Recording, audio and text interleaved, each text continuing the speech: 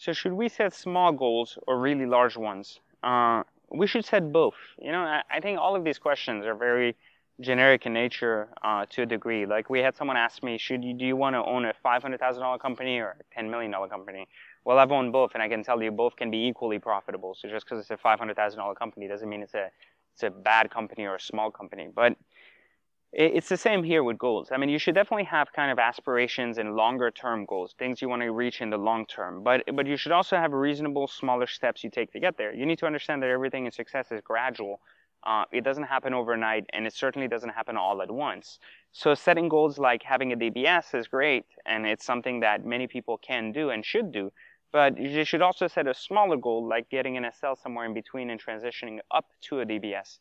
So I think a lot of times it's very easy to set our minds and set our goals on the bigger picture and just the big picture, and sometimes forget to celebrate the smaller achievements we have in between. So I think there's a lot of success that can be had from people setting milestones to reaching those bigger goals and kind of smaller success goals for themselves to progress ultimately forward. We, as human beings, we need mentally to experience progress. We need to know we're heading forward. We need to know there is some kind of not a reward, but some kind of indicator that we're doing better than we were doing before.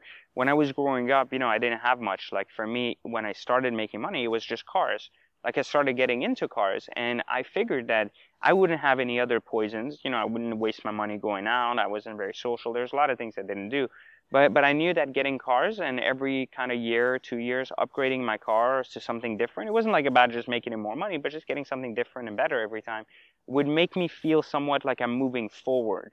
And so that ultimately became kind of like my fixation in terms of staying motivated and understanding that I am progressing until I was able to actually add to that, like business itself, like growing another business, building another one, having certain milestones within a business. But I think early on, since I was working for others and I was just making money, a good indicator of money is obviously how you spend it. And so for me, spending it on cars was kind of that indicator. But having goals is key. Like having a plan. Nobody plans, like there's this code that says nobody plans to stay broke or be fat or be lazy.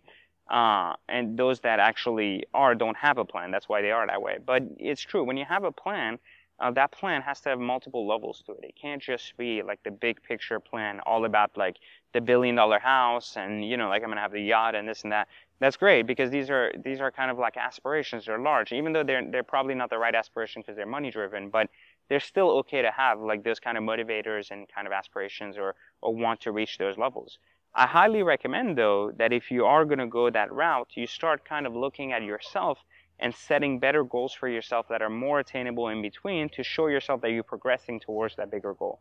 And I think ultimately at some point, you'll definitely reach it. But be very careful though to make sure that your smaller rewards or your smaller goals are not taking you away, distracting you or making you lose money, keeping you from reaching that higher goal that you have in mind. Because like, for example, like we were talking about cars earlier, if you buy this SL, then there's a cost for it. And so you want to make sure that that cost is not hindering you from giving you the opportunity to move forward and actually attain the actual DBS that you want.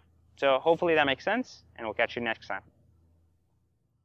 In the last question, someone asked, should they take money that they owe, like they have a debt, and should they take money to pay off that debt, versus actually starting